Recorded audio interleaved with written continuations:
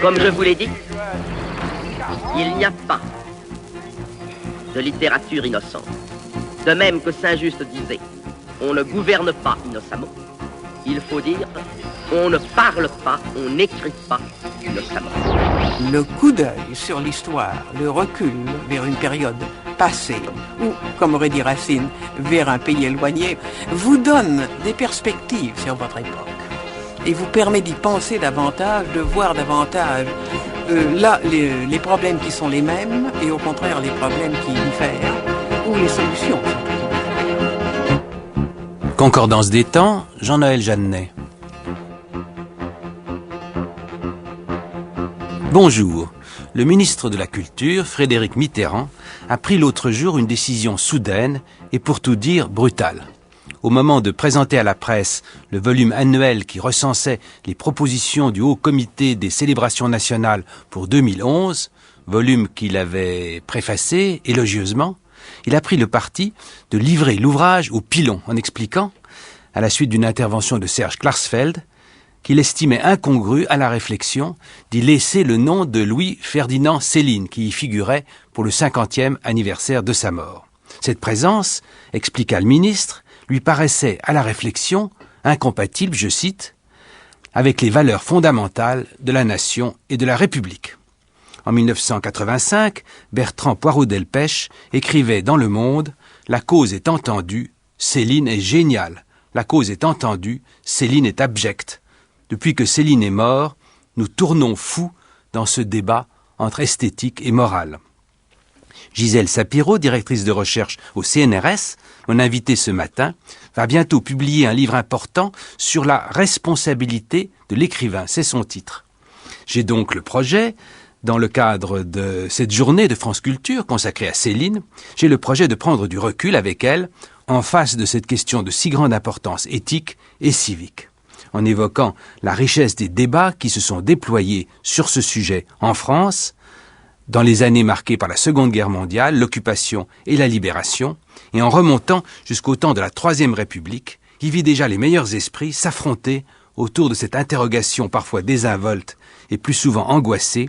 La littérature peut-elle tout dire et tout défendre?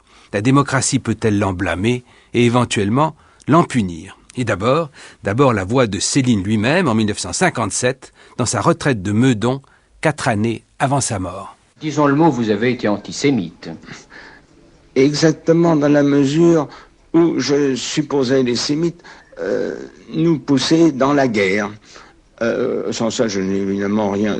Je ne me trouve nulle part en conflit avec les sémites. Je n'ai pas de raison. Mais autant qu'ils constituaient une secte comme les Templiers ou les jansénistes, j'étais aussi formel que Louis XIV. Il avait des raisons aussi pour évoquer l'édit de Nantes, n'est-ce pas? Et Louis XV pour chasser les jésuites, n'est-ce pas? Alors voilà, n'est-ce pas, je suis prêt pour Louis XV, pour Louis XIV, c'est évidemment une erreur profonde, alors que j'avais qu'à rester ce que je suis, n'est-ce pas, et tout simplement me taire, n'est-ce pas. Et là j'ai péché par orgueil, n'est-ce pas, et je l'avoue, par vanité, par bêtise, n'est-ce pas, je n'avais qu'à me taire, n'est-ce pas, et ce sont des problèmes qui me dépassaient de beaucoup. Je suis né à l'époque, on parlait encore de l'affaire Dreyfus, n'est-ce pas? Tout ça, c'est une vraie bêtise dont je fais les frais. Et en ce moment-ci, remarquez que je suis accablé par toute espèce de gens qui me trouvent transfuge, relapse, vendu, etc. Enfin, qu'est-ce que vous pensez de cet opprobre? Oh, rien du tout. Je dis que bientôt j'aurai 65 ans, j'aurai la retraite des médecins, 200 000 francs par an. Et que, mon Dieu, je resterai bien tranquille. Et je serai parvenu tout de même à passer à travers la plus grande chasse à courre qu'on ait organisée en histoire. Et c'est déjà pas mal, n'est-ce pas? Je n'ai renié rien du tout. Je ne change pas d'opinion du tout. Je mets simplement un petit doute. Mais il faudrait qu'on me prouve que je me suis trompé. Et pas moi que j'ai raison. Gisèle Sapiro, bonjour. Bonjour. C'était donc Céline, vous l'avez reconnue, au micro d'Albert Sbinden en juillet 1957 pour la radio suisse romande. Il est dans sa retraite. Quelle réflexion vous inspire la position qu'il adopte à propos de notre thème de la responsabilité de l'écrivain? Eh bien, dans cet extrait, évidemment, il essaie d'atténuer sa responsabilité le plus possible. Il invoque le droit à l'erreur, qui était un des arguments invoqués à la Libération en défense des collaborateurs, en parlant de problèmes qui le dépassent, de vanité, d'orgueil. Il euphémise beaucoup. Il fonde son antisémitisme sur l'idée que les Juifs ont poussé à la guerre. C'était un argument antisémite de l'époque, mais ce qu'il minimise, c'est la dimension raciale, biologique de son antisémitisme. Il était médecin, il était partisan de l'eugénisme, enfin il s'est impliqué aussi en tant que médecin dans la collaboration, quasiment plus qu'en tant qu'écrivain. Et puis l'argument qui consiste à dire il faut qu'on me prouve que je me suis trompé, c'est un argument fallacieux puisque en fait dans tout ce qui relève de la diffamation, la charge de la preuve est à celui qui a diffamé et pas aux personnes qui sont diffamées. Alors la question se pose évidemment quand on rapproche ces déclarations des écrits de Céline, en particulier Bagatelle pour un massacre, tous ces écrits que on n'a même pas le droit ou le goût pour l'instant de rééditer, et qu'il faudra un jour rééditer avec des notes en bas de page pour expliquer ce qui y est dit. Et quand on rapproche les deux, on comprend que le débat lancé par Frédéric Mitterrand est agité récemment les milieux intellectuels et universitaires. La Deuxième République, la littérature doit incarner, illustrer la culture nationale et en contrepartie, l'État rend hommage à ses écrivains les plus illustres par des célébrations nationales post-mortem. En 1885, les cendres de Victor Hugo ont été transférées au Panthéon. Ça a été le moment un peu inaugural de ce mariage entre la littérature et la nation. Et cette partie, donc ce versant de la responsabilité mérite, c'est la contrepartie de la responsabilité sanction, c'est-à-dire on attend aussi de l'écrivain de remplir certaines valeurs de la République. Mais le débat rappelle aussi que l'État reconnaît à la littérature une certaine autonomie.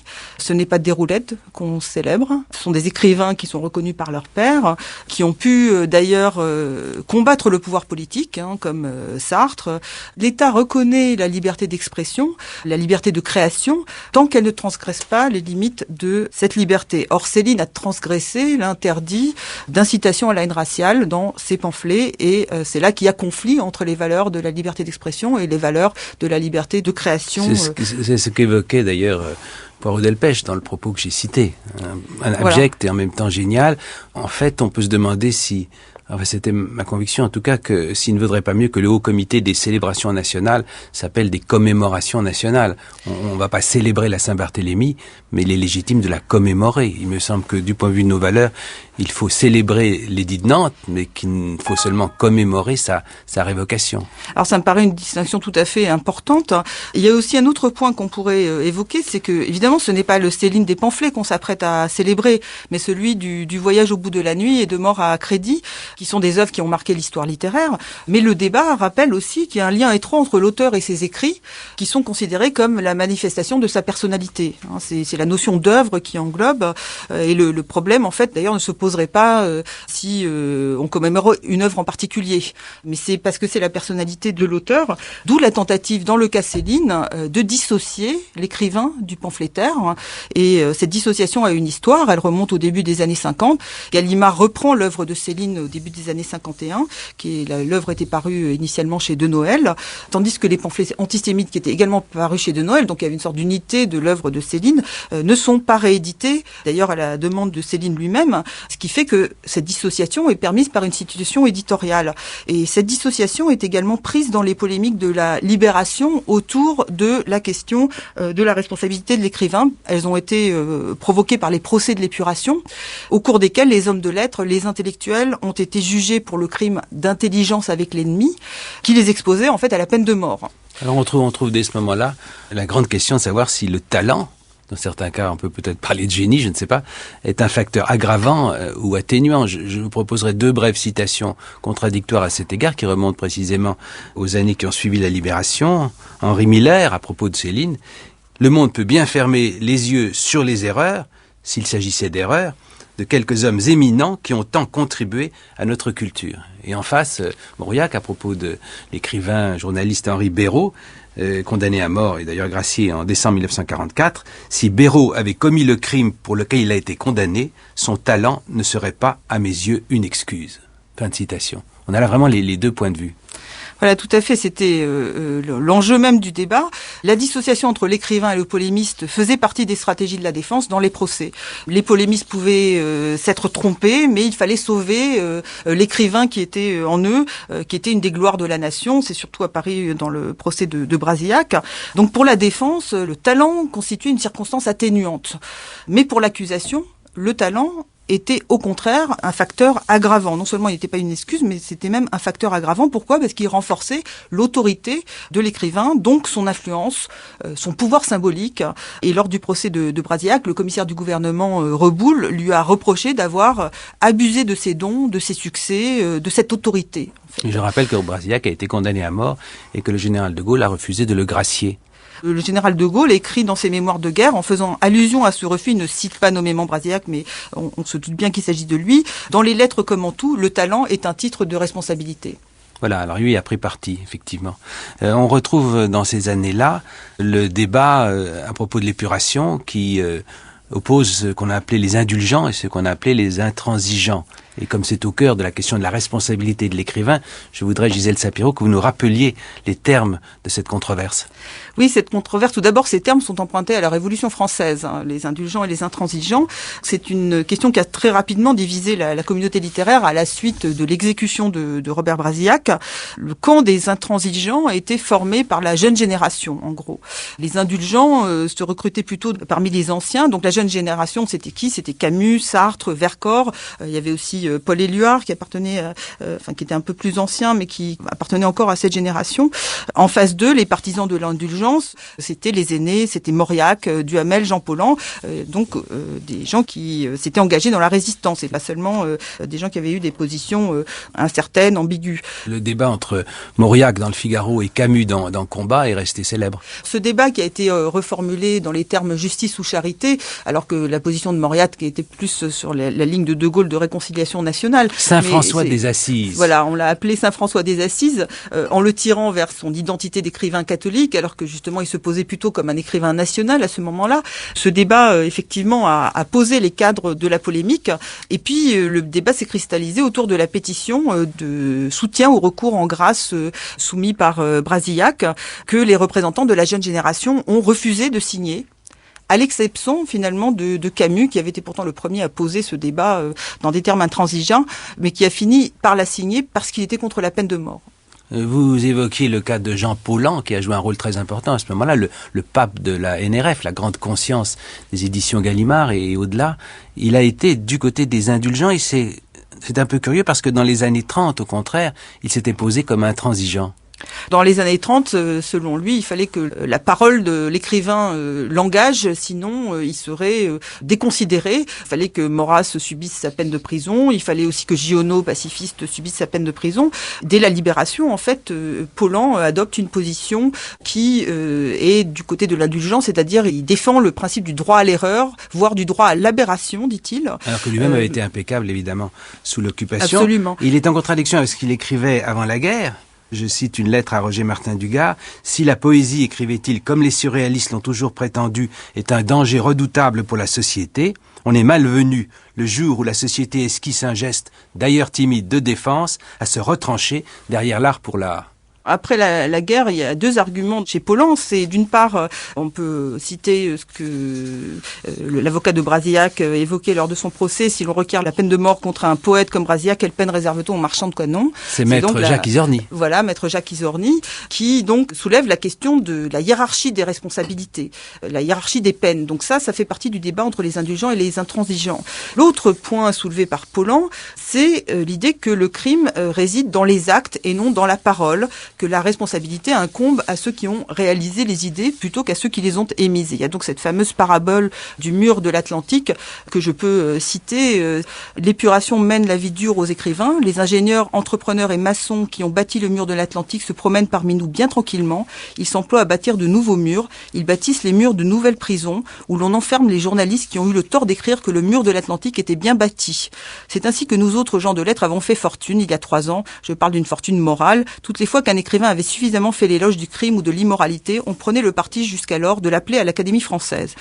Mais vous avez changé tout cela, le criminel vous a paru moins coupable que le littérateur qui l'invite au crime, le traître plus digne de pardon que l'idéologue qui lui conseille la trahison. Vous décidiez de vous en prendre désormais à l'auteur plutôt qu'à l'acteur, à sa cause plutôt qu'à l'effet. C'est le temps aussi où quelqu'un comme Jean-Paul Sartre vient évidemment avec toute l'autorité nouvelle qui est la sienne, vient affirmer qu'il est normal que l'écrivain court des dangers. Il écrit dans Qu'est-ce que la littérature ? Nous devons nous réjouir que notre profession comporte quelques dangers. Oui, et sa vraie réponse à Pollan va être de dire que l'écriture est un acte. Comme je vous l'ai dit, il n'y a pas de littérature innocente. De même que Saint-Just disait, on ne gouverne pas innocemment, il faut dire, on ne parle pas, on n'écrit pas innocemment. Et il y a une responsabilité de l'écrivain dans le fait qu'il a maintenu trop longtemps, plus qu'il ne pouvait, la position de l'art pour l'art. La littérature, aujourd'hui, est liée à la démocratie. Aujourd'hui, on assiste à un phénomène curieux. C'est que des écrivains qui ne méritent pas encore, ou qui ne mériteront peut-être jamais, leur réputation, les écrivains dont je suis et dont sont beaucoup d'autres de ma génération, ont déjà un public plus grand que des écrivains du premier ordre n'ont jamais eu au XIXe siècle, par exemple. On rougit d'être traduit à l'étranger quand on pense au petit cercle qui connaissait Baudelaire de son vivant. Mais c'est un phénomène qui ne signifie rien d'autre que ceci. Il y a des journaux, il y a une radio, il y a du cinéma, mais qui en même temps, en élargissant le public, met l'écrivain dans un état de responsabilité beaucoup plus grand.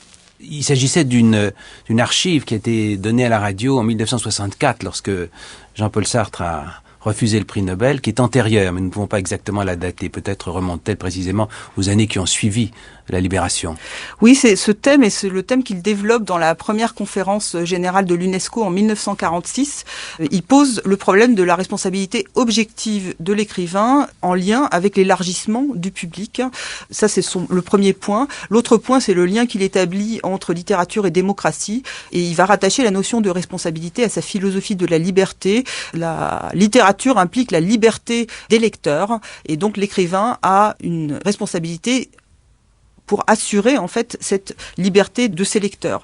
C'est un point important parce que Sartre, en faisant cela, dénationalise la conception de la responsabilité qui prévalait jusque-là. L'universalise, vous voulez dire ? Oui, l'universalise, tout à fait. Il la dénationalise parce que les écrivains collaborationnistes sont jugés comme traîtres à la nation.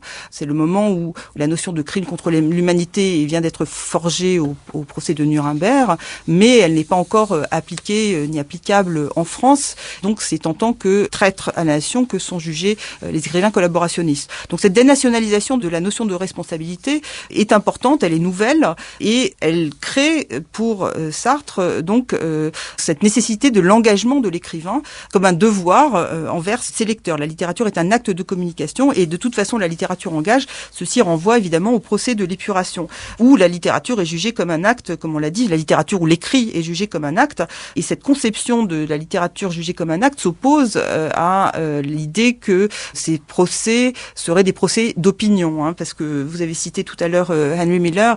Effectivement, il y a eu un appel des intellectuels américains en faveur de Céline, signé entre autres par Miller, James Laughlin, Edmund Wilson, Robert Parker, qui dit que en l'absence de toute preuve portant sur des actes concrets, il n'y a pas, selon nous, matière à juger ou à punir Céline pour avoir simplement exprimé des opinions, si impopulaires soient-elles. Donc le débat des procès de l'épuration, c'est est-ce que ce sont des opinions ou est-ce que ce sont des actes? Et la justice de l'épuration, fondée sur cette notion d'intelligence avec l'ennemi, condamne les paroles comme des actes de trahison en donnant en fait à la parole un pouvoir performatif. L'autre période ultérieure où la question de la responsabilité de l'écrivain s'est posée, ce sont évidemment les guerres de décolonisation et en particulier la guerre d'Algérie avec ce qu'on a appelé le manifeste des 121. Oui, absolument. Et donc Sartre était un des signataires de ce manifeste. Et également la nouvelle génération des nouveaux romanciers, bien qu'ils ne souscrivent pas à la conception de la littérature engagée de Sartre, mais ils souscrivent à la notion de responsabilité de l'écrivain. Et ils s'opposent en cela aux hussards qui, depuis le début des années 50, contestent la conception sartrienne de la responsabilité morale de l'écrivain en se réclamant de la subjectivité, de la singularité. C'est des gens comme Jacques Laurent qui ont développé cette idée. Et en fait, Jacques Laurent, eh bien le voilà. Ce sont les écrivains qui s'engagent, qui ont peur des prisons ou qui veulent y mettre leurs adversaires. Mais je crois qu'entre eux, bien sûr, il est très difficile de définir ce qu'est un écrivain et lui attribuer une mission parce que c'est complètement absurde. Les formes de l'écriture pouvant être tellement variées et les formes de l'écrivain également. Mais je crois que dans le temps que nous vivons, je ne dis pas que cela soit vrai pour toutes les époques, dans le temps que nous vivons, c'est-à-dire un temps où le pouvoir pèse, où le capitalisme pèse, où par le moyen de la publicité, le citoyen est sans cesse requis d'accomplir certains actes, de se découvrir certains besoins, où, je veux dire, jamais le citoyen, l'individu, le solitaire n'a été autant écrasé par la force des grandes structures politiques et économiques, c'est-à-dire n'a jamais été autant soumis à la pensée officielle. Eh bien, je pense que dans un temps où le citoyen est vraiment écrasé par la pensée officielle, le rôle de l'écrivain, si on veut à toute force l'en trouver un, est précisément d'être tout le contraire d'un officiel et d'être tout le contraire d'un engagé. S'engager, ça veut dire que l'on renonce à sa personnalité, à ses singularités, pour suivre une cause, un parti, un groupe, une masse, etc. Eh bien, que jamais plus qu'en notre époque, on a eu besoin de gens qui étaient libres, mais même par rapport à eux-mêmes, et qui pouvaient changer d'opinion en 5 minutes, et qui pouvaient simplement suivre leurs humeurs. Et que ce besoin qu'il y ait des hommes qui suivent leurs humeurs, au lieu de suivre les impératifs d'une société écrasante, ce besoin deviendra d'année en année plus grand. Jacques Laurent s'exprimait là le 1er janvier 1970 dans l'émission La Boîte de Pandore de Jean-François Noël. On a l'impression, c'est un peu paradoxal, qu'il y a là une sorte d'engagement du non-engagement. Oui, enfin, ce qui est frappant dans cette citation de Jacques Laurent, c'est que c'est une sorte de renversement par rapport à toute l'histoire de la notion de responsabilité, parce que jusqu'à la fin de la Deuxième Guerre mondiale, cette notion était accaparée par les écrivains conservateurs, la droite intellectuelle, qui l'utilisaient contre la littérature moderne, qu'elle accusait de faire valoir ses singularités comme une forme d'anomalie et d'irresponsabilité. Et du fait de l'accession de la génération de la résistance un peu au centre de la scène littéraire à la Libération, et du fait de l'importance et de la renommée qu'a eu la théorie sartrienne de la littérature engagée, il y a un repli de cette jeune droite des hussards au début des années 50 sur ce qui avait été les valeurs de la modernité littéraire, comme précisément la singularité, l'art pour l'art. Et c'est intéressant parce que en fait, d'un côté, la figure de l'intellectuel responsable se fonde sur l'idée que l'écriture est un acte rationnel. Mais il existe depuis le 19e siècle une conception irrationnelle de la création qui exempte de la responsabilité. On assimile l'écrivain au fou, au primitif, à l'enfant. Et c'est surtout le poète, ces figures de Nerval ou de Hölderlin. Même la théorie surréaliste, en fait, qui fait appel à l'inconscient, qui dit que la poésie est le fruit de l'inconscient, finalement exempte l'écrivain de la responsabilité. Et cette exemption a été une circonstance atténuante dans le cas d'Ezra Pound, dans son procès. Enfin, il a été Ezra Pound, rappelez quel était le procès d'Ezra Pound. Pour son engagement fasciste, mais il a été finalement interné dans un asile d'aliénés. Il s'agit du grand poète américain, Ezra Pound. Et cet argument de la folie était évidemment évoqué dans le cas Céline par Milton Indus dès la Libération 46-47, qui va le rejoindre au Danemark et qui livre des études sur son état psychique pour montrer qu'il n'est pas dans la possession complète de ses facultés. Vous évoquez la question nationale. Il y a un homme qui a incarné avec quel éclat la nation dans ces années d'après-guerre, c'est le général de Gaulle, bien sûr. Or, sa position est intéressante par rapport à l'engagement de l'écrivain, puisque lorsque on le pousse dans son milieu, certains de son milieu le poussent à sévir contre Sartre au moment de la guerre d'Algérie, il dit « on n'emprisonne pas Voltaire ». Il a ce commentaire, citant Villon, Voltaire et Romain Rolland. Il dit « Ces gens-là ont causé bien des tracas au pouvoir public en leur temps », mais il n'en est pas moins indispensable que la liberté de pensée et d'expression des intellectuels demeure respectée, mais il ajoute, c'est l'ambiguïté, c'est l'ambivalence, dans toute la mesure compatible avec l'obéissance aux lois de l'État et avec le souci de l'unité de la nation. On est en 1960 quand De Gaulle dit cela. Oui, donc il y a une reconnaissance de la fonction critique de l'écrivain et de l'intellectuel dans la société qui apparaît aussi dans les procès de l'épuration, puisqu'en gros on reproche aux intellectuels de ne pas s'être élevés contre la politique du régime de Vichy, la politique de collaboration. Donc on attend d'eux en fait ce qu'ils ont imposé comme leur propre éthique, c'est-à-dire l'idée que l'écrivain, l'intellectuel doit remplir une fonction critique et que c'est son rôle dans la société. C'est une idée qui remonte aux philosophes du XVIIIe siècle et qui prend corps sous la Restauration avec l'avènement du régime de liberté de presse. Il y a des écrivains libéraux comme Béranger, comme Paul-Louis Courier qui vont revendiquer le droit de critiquer les institutions au nom de la vérité dont ils se font les porte-paroles. Et c'est pour eux non seulement un droit, mais aussi un devoir, une mission, la mission de l'écrivain en régime parlementaire, parce qu'il faut qu'il donne des outils à son public pour réfléchir. Vous revenez en arrière, Gisèle Sapiro, je m'en félicite, Jean-Paul Sartre lui-même aimait à le faire par comparaison. Il disait, le procès Calas, était-ce l'affaire de Voltaire ? La condamnation de Dreyfus, était-ce l'affaire de Zola? L'administration du Congo, était-ce l'affaire de Gide? Chacun de ces auteurs, en une circonstance particulière de sa vie, a mesuré sa responsabilité d'écrivain. Et il ajoute qu'en revanche, il faut blâmer Flaubert d'avoir, comme Goncourt, cédé à la tentation d'irresponsabilité. L'un et l'autre sont responsables de la répression qui suivit la Commune parce qu'ils n'ont pas écrit une ligne pour l'empêcher. Oui, donc Sartre constitue une généalogie de l'intellectuel engagé en remontant effectivement à Voltaire puis à Zola qui sont ses figures de référence et en opposant la tradition de l'art pour l'art incarnée par Flaubert et par Baudelaire. On remonte en fait aux Lumières. Aux Lumières, c'est Tocqueville qui, dans l'Ancien Régime et la Révolution, qui met en cause la légitimité du pouvoir politique en disant comment des hommes de lettres qui ne possédaient ni rang, ni honneur, ni richesse, ni responsabilité, ni pouvoir, devinrent-ils en fait les principaux hommes politiques du temps et même les seuls, puisque, tandis que d'autres exerçaient le gouvernement, eux seuls tenaient l'autorité.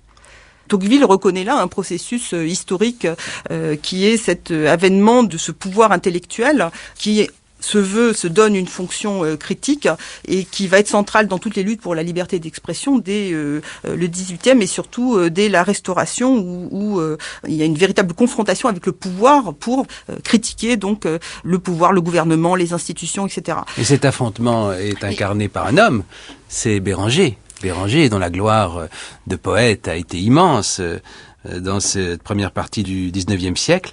Nous allons écouter une chanson, Le Bon Dieu, interprétée par Germaine Montero, un enregistrement de 1955. C'est une chanson du tout début des années 1820 qui a valu à Béranger d'être traîné en justice. Sapiro, on comprend que le garde des Sceaux de l'époque, de la Restauration, a eu un haut le cœur, lui qui avait fait adopter des lois en 1819 qui soustrayaient à la libre discussion les principes de l'existence de Dieu et de l'immortalité de l'âme. Absolument. Donc la question de l'immortalité de l'âme, c'est évidemment la condamnation de toutes les doctrines matérialistes du XVIIIe siècle, qui commencent à être réimprimées parce qu'il y a une réimpression importante à partir des ouvrages des philosophes. Béranger n'est pas tout à fait un libre penseur, mais il critique quand même les prêtres, il critique le gouvernement.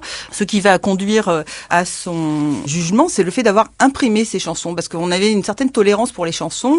Louis XVIII aimait bien la chanson, c'était un genre d'Ancien Régime, on tolérait une certaine liberté. Béranger, en imprimant ces chansons, leur donne un statut, un prestige, une importance qu'elles n'avaient pas, et le débat va être de dire que une fois imprimées, elles vont se diffuser, elles vont rester dans le temps. Mais avec un verdict qui est ? Et il est condamné à la suite de ce procès, ce premier procès. D'ailleurs, il en aura deux autres ensuite.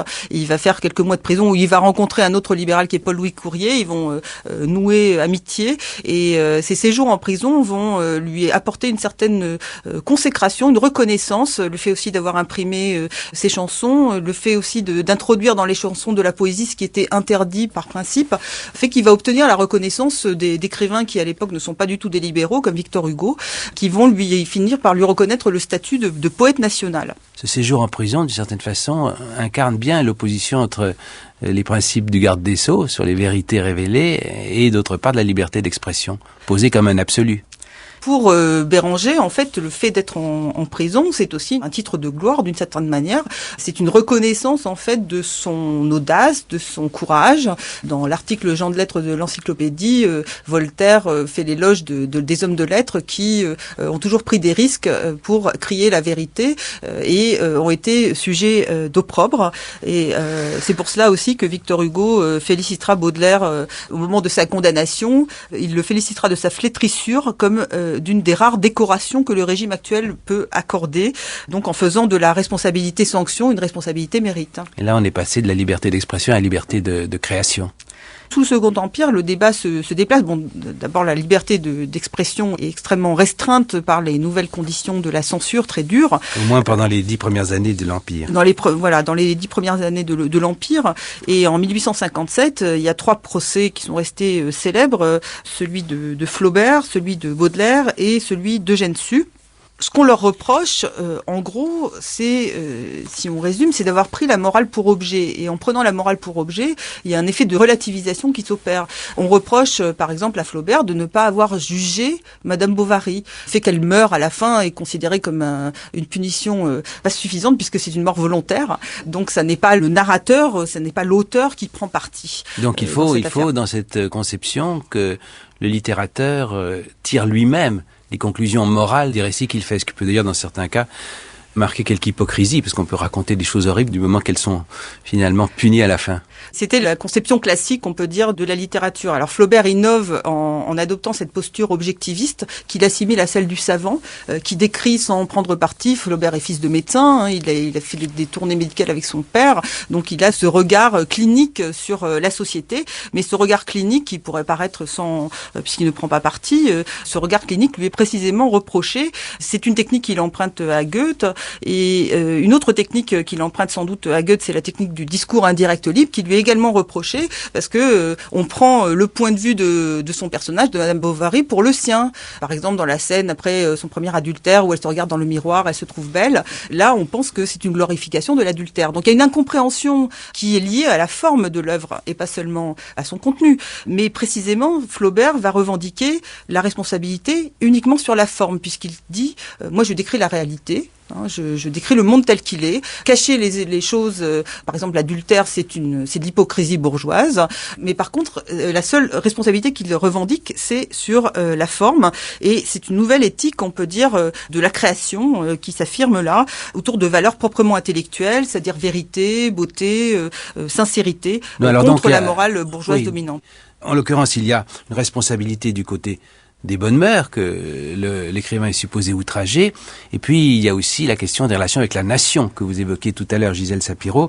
Et je voudrais que vous arrêtiez un instant sur un procès un peu oublié, mais assez significatif, qui est celui de Lucien Descaves, dont le livre Sous-Off, paru en 1889, qui est le fruit d'une observation de 4 ans dans l'armée de terre, crée des mouvements extrêmement violents du côté des responsables de l'armée française. Oui, absolument. Alors, il faut d'abord rappeler que la Troisième République a décrété en principe la liberté d'expression, que dans les débats autour de la loi de 1881, il y a quand même un souci de ne pas refaire le procès de Madame Bovary, c'est-à-dire de reconnaître une certaine liberté de création. Loi extrêmement libérale, promesse tacite de la République au suffrage universel, comme disait le rapporteur au Sénat. Voilà, c'est la première grande loi libérale en France, qui s'inspire de la loi de 1819, qui s'inspire aussi de la législation anglaise. Et c'est une loi qui privatise la religion, donc l'exclut du domaine de la morale publique, protégée par l'État, mais en même temps elle durcit les pénalités sur l'offense aux mœurs. Et l'offense aux mœurs va être en fait un article qui va permettre aussi de poursuivre pour des raisons idéologiques, comme dans le cas que vous venez de citer de Lucien Descaves, puisque il s'agit en fait d'une diffamation de l'armée, mais la diffamation de l'armée, ça ne revient qu'à une peine de 3 mois, et en plus dans les procès de diffamation, la charge de la preuve est au diffamé. Il suffisait que Lucien Descaves montre les extraits des conseils de guerre sur lesquels il s'était appuyé pour écrire son roman, pour qu'on lui donne raison. Donc en fait, le prétexte pour l'attaquer, c'est l'offense aux mœurs par le langage argotique de l'armée, les scènes libres décrites dans le roman. Ce qui est important aussi, c'est le contexte, c'est-à-dire que le service militaire vient d'être généralisé. Les écrivains font l'expérience du service militaire, donc ils reviennent avec des témoignages. Donc commence cette littérature sur l'armée, et donc ce roman Sous-Off décrit en fait les mœurs militaires d'une façon très réaliste, comme Descaves est un naturaliste. C'est un élève de Zola. En plus, on est dans les mois qui suivent la chute de Boulanger. Ce qu'il faut dire aussi, c'est que la nation, en fait, devient le nouveau principe sacré qui va se substituer à la religion. Donc, attaquer la nation, c'est en fait toucher au sacré. Or, un débat s'engage.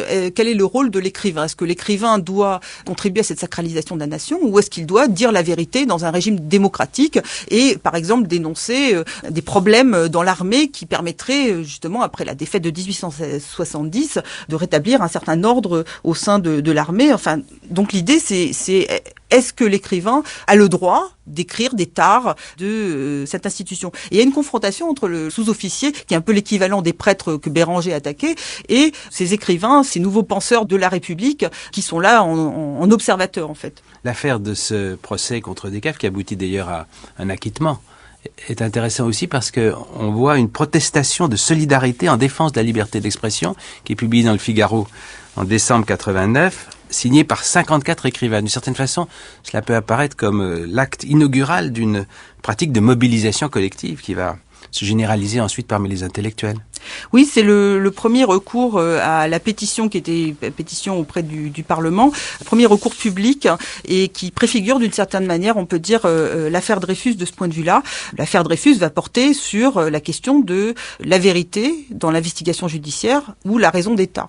Les intellectuels dreyfusards se réclament de la valeur de la vérité, une valeur intellectuelle donc universalisée, face aux anti-dreyfusards qui, eux, invoquent l'intérêt national qui doit limiter la liberté d'expression. Il y a une sorte de duel symbolique entre d'un côté Émile Zola, dont on peut rappeler que, évidemment, avec son fameux J'accuse, paru dans l'Aurore en janvier 98, il vient provoquer un tournant essentiel dans l'affaire qui va aboutir finalement longtemps après à la mise hors de cause de Dreyfus, et d'autre part, Zola d'un côté, et d'autre part, Bourget, Paul Bourget.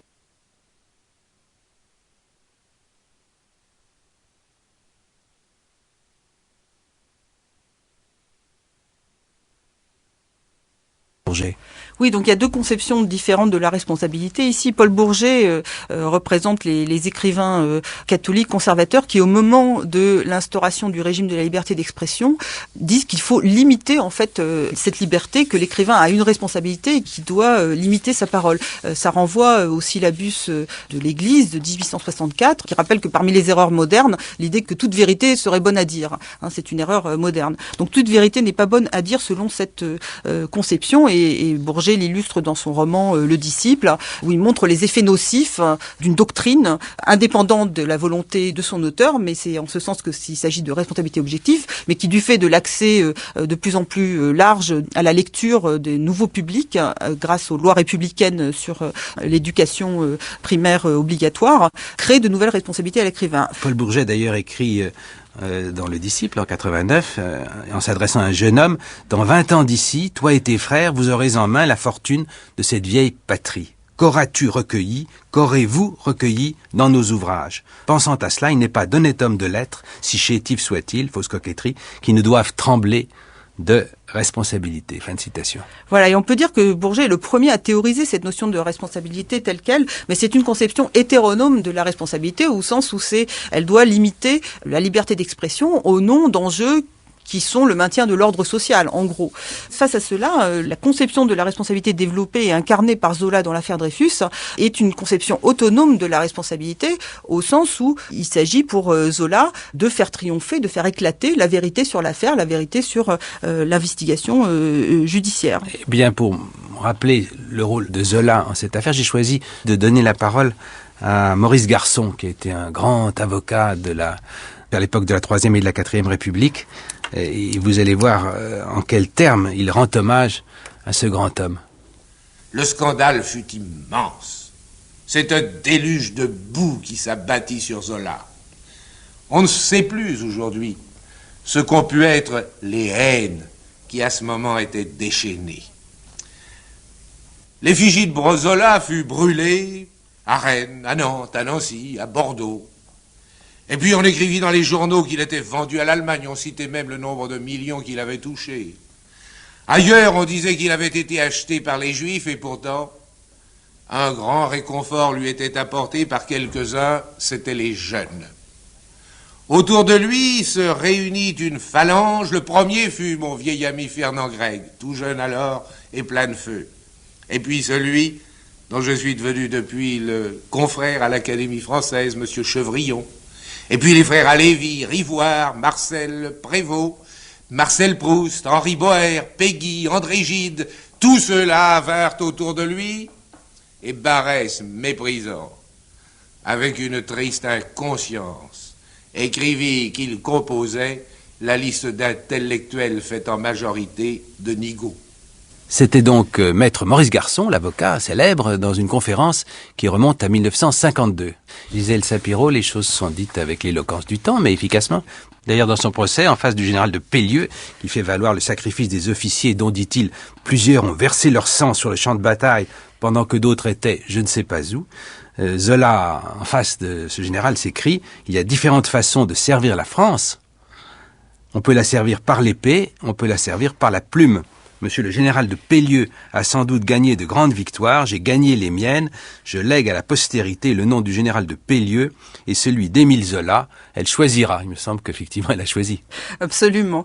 Et également sur le plan qui était celui du procès. Mais évidemment, là, ce que Zola dit, c'est le fondement même de la posture de l'engagement de l'intellectuel, c'est-à-dire celui qui intervient dans le domaine de la politique au nom d'une réputation acquise dans son milieu littéraire et sa notoriété en face de son public. Il retourne à son profit l'idée même d'intérêt national qui servait à justifier l'encadrement de la morale publique. C'est peut-être ça qui est le plus notable dans cet épisode essentiel. Il se bat pour sa patrie.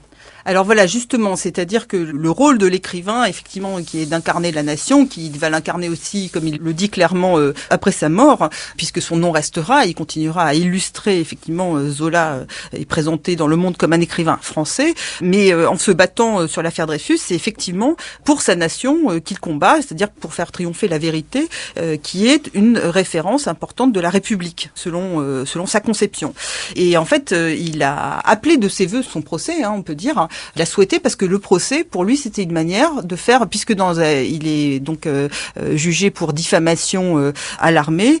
Et son condamné. Et condamné, absolument. Ce qu'il espérait, en fait, dans le cas de son procès, parce que je l'ai déjà dit, dans les cas de diffamation, la charge de la preuve est à l'accusé en diffamation. Donc, s'il pouvait faire la preuve que son propos n'était pas une diffamation, mais une réalité, il faisait triompher la vérité sur l'affaire Dreyfus. Or, ceci a été empêché, évidemment, parce que la plainte a été circonscrite de telle sorte qu'on n'a pas pu faire émerger la question de la culpabilité de Dreyfus, et c'est le président de la Cour qui n'arrête pas de dire la question ne sera pas posée, et qui empêche Zola de développer son argumentaire. Défaite à court terme, mais évidemment victoire à long terme, puisque c'est le moment essentiel dans la marche vers la vérité.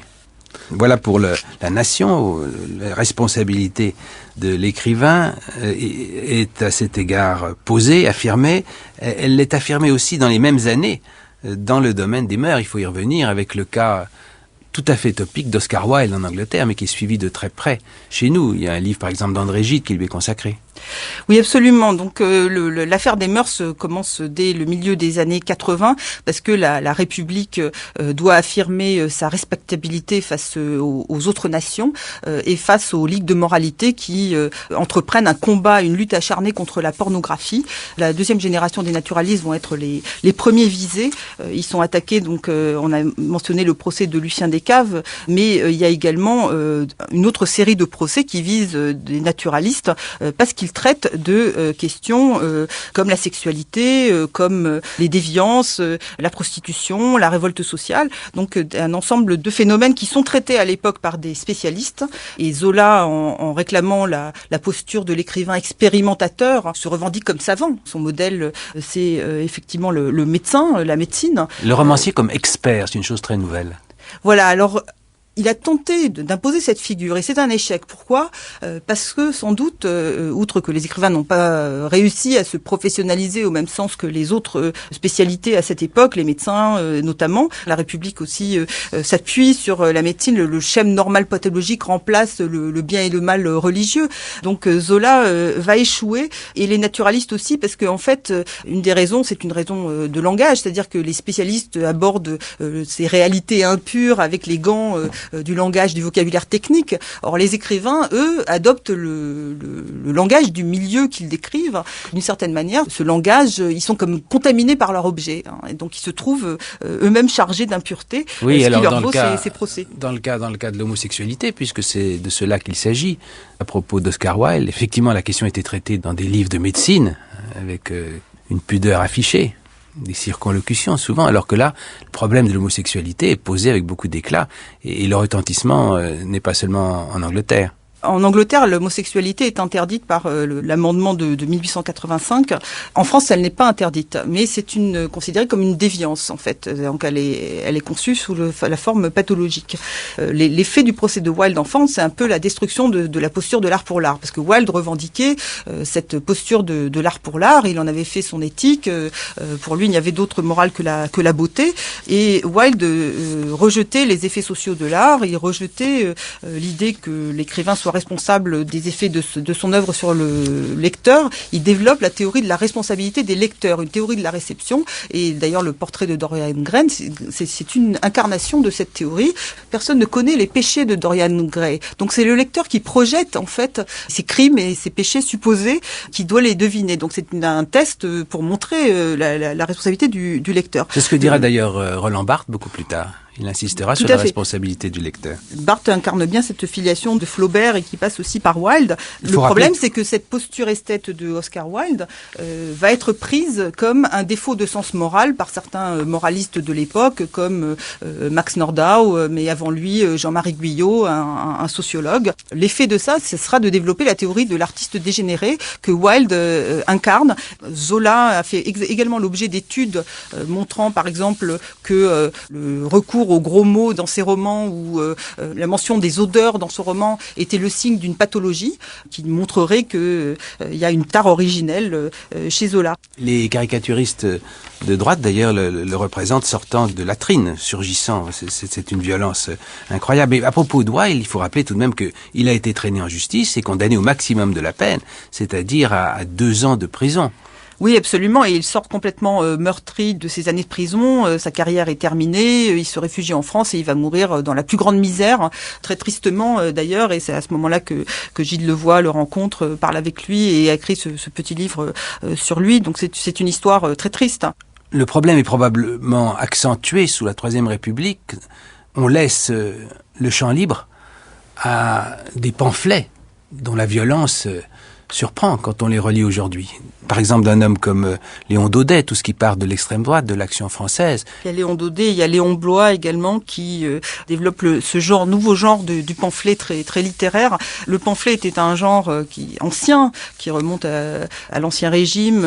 Il se définissait par sa forme courte, qui le rendait dangereux parce que en étant court, il pouvait viser un public large et c'était conçu comme une littérature d'action. Ça remonte au pamphlet de la Ligue et aussi aux Mazarinades. Et d'ailleurs, dans le procès de Paul-Louis Courier en 1821, c'est le genre du pamphlet qui lui est reproché. Courier revendiquait précisément l'objectif de faire connaître la vérité aux gens qui n'ont pas le temps de lire des gros volumes. C'était une revendication démocratique. Et Courier d'ailleurs a littérarisé le pamphlet. C'est le premier qui vraiment en fait un genre littéraire. Mais ce genre, en tout cas, le genre du pamphlet se transforme sous la Troisième République et prend une tournure, comme vous le dites, c'est une parole qui met en scène un personnage indigné qui prend la plume pour dénoncer un scandale et crier la vérité. Et ce faisant, il prend des risques. Et cette prise de risque fonde sa légitimité, en fait, à parler, à prendre la parole et garantit la sincérité de sa démarche. Daudet, le fils d'Alphonse Daudet, Léon Daudet, est tout à fait représentatif à cet égard. Il a fait un portrait de Dreyfus qui reste célèbre par sa violence. Il écrivait « Il n'a plus d'âge, il n'a plus de nom, il est couleur traître, il est couleur traître. Sa face est terreuse, aplatie et basse, sans apparence de remords, étrangère à coup sûr, épave de ghetto. » Et il y a fabriqué du côté de l'Action française des livres, des pamphlets d'une violence étonnante aujourd'hui et qui nous apparaît assez ignoble en direction d'un certain nombre d'hommes politiques. Par exemple, Barthou, le garde des Sceaux, écrit SEAUX, par exemple contre Briand, le voyou de passage, pour ne pas parler du nain de Lorraine, qui était Raymond Poincaré. Et Mauriac écrit de Léon Daudet en 1946, il est mort depuis 4 ans, une existence consacrée à l'invective comme celle de Léon Daudet prend toujours sa source dans un cimetière d'œuvres avortées. Oui, c'est l'idée que c'est le genre des écrivains ratés, en gros. Mais alors la responsabilité, là encore, du talent qui va se dévergonder aux dépens de ce qu'on pourrait écrire de beau ou de noble ou de représentatif de valeurs suprêmes. Oui, c'est ce qu'on reproche aux écrivains pamphlétaires à la Libération. Ce qui est certain, c'est que par rapport à cette définition de la prise de risque du pamphlet, ces écrivains qui incitent à la haine contre des citoyens appartenant à des minorités ou des gens occupant une position dominée dans l'espace social, ou en écrivant dans un contexte où leurs adversaires sont bâillonnés, des pamphlétaires comme Céline ou comme Rebatté, qui est l'auteur des Décombres, qui est paru en 1942, ils ne prennent aucun risque, en fait, contrairement à cette figure du pamphlétaire. Donc ils ne prennent aucun risque et au contraire, ils ont tous les bénéfices d'une situation où ils ont la parole sans contradiction. Oui, le livre de Rebatté qui a été republié depuis est tout à fait symptomatique de cette littérature de haine, d'antisémitisme. Quand Brasillac a été finalement fusillé, on a rappelé qu'il avait battu le rappel pour qu'on tue Léon Blum, Mandel, Paul Reynaud et les autres. Ce ne sont pas chez les écrivains de cette période des mots qui sont des mots anodins, ce sont des mots qui font balle. Quand Rebatté écrit Les Décombres dans un contexte de suppression de la liberté d'expression et de contrôle étroit de la parole, il attaque en fait toutes les fractions qui sont réduites au silence par les pouvoirs en place. Et lors de l'instruction de son dossier, il a demandé est-ce que les polémistes ne font pas plus de bruit que de mal, ce qui était bien sûr une manière de se dédouaner de sa responsabilité. Or Rebatté, comme beaucoup d'intellectuels collaborationnistes, donc ont été les premiers après la défaite de 40 à dénoncer la responsabilité des écrivains de l'entre-deux-guerres dans la défaite. Donc à penser que l'écriture avait des effets sociaux. Et d'ailleurs, quand il fait ça, c'est une manière aussi de les désigner au pouvoir public, parce qu'on est dans une époque où il s'agit d'énoncer les responsables de la défaite.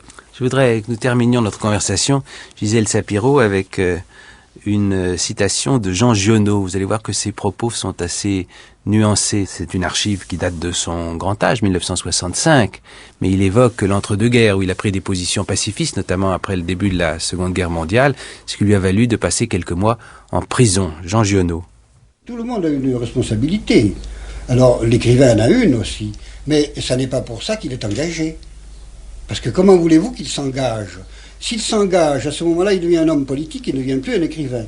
Pour en revenir à toutes les œuvres que vous avez écrites avant la guerre, c'est-à-dire dans la période de 1930 à 1940, oui.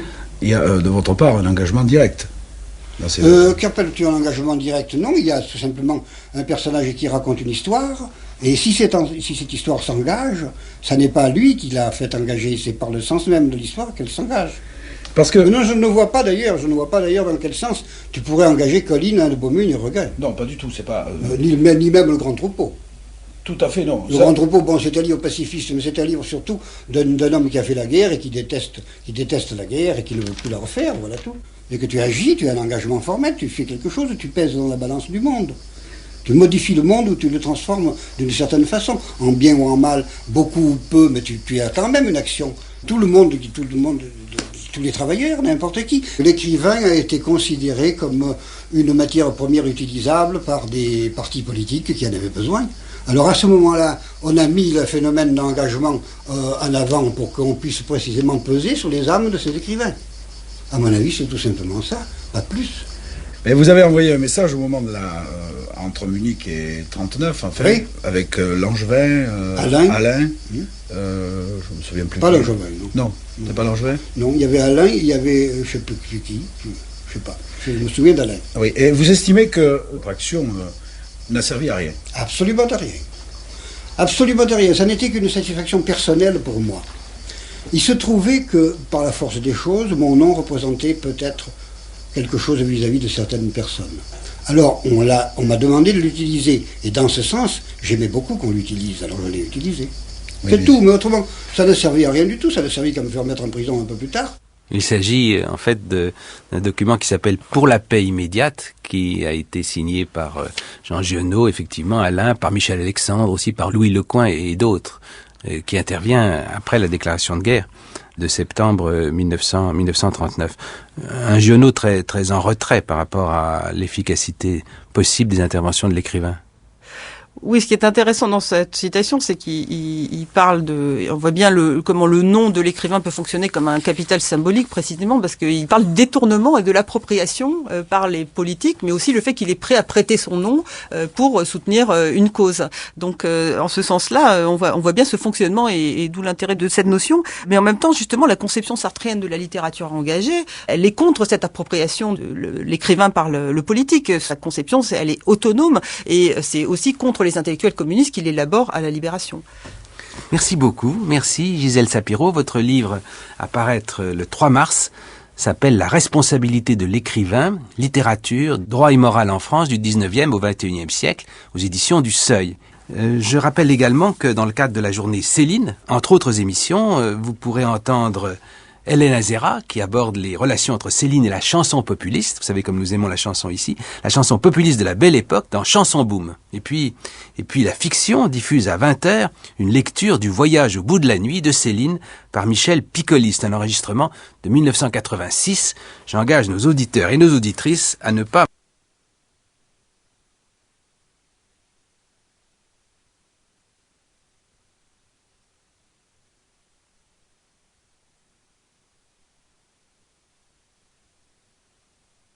longtemps avant qu'il triomphe sur Internet.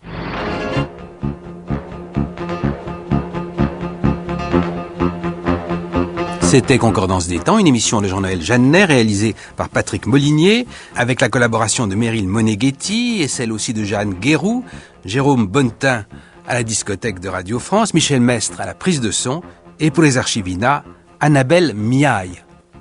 Et dans quelques instants, Dominique Rousset pour le rendez-vous des politiques.